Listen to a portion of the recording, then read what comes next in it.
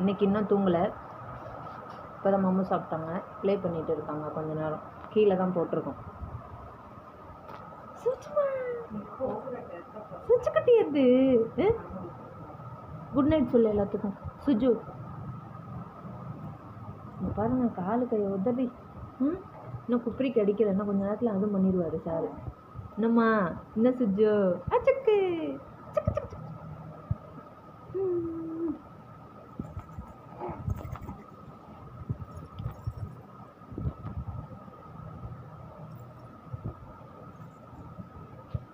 Name Sai Mithran. ஆனால் வீட்டில் கூப்பிடுறது நிக் நேம் வச்சது சுஜுலோ. ஆனால் இப்போ மாற்றினது சுஜுன்னு அதிலே ஷார்ட் ஃபார்மாக வச்சுருக்கோம். சுச்சுக்குட்டி சுச்சுமா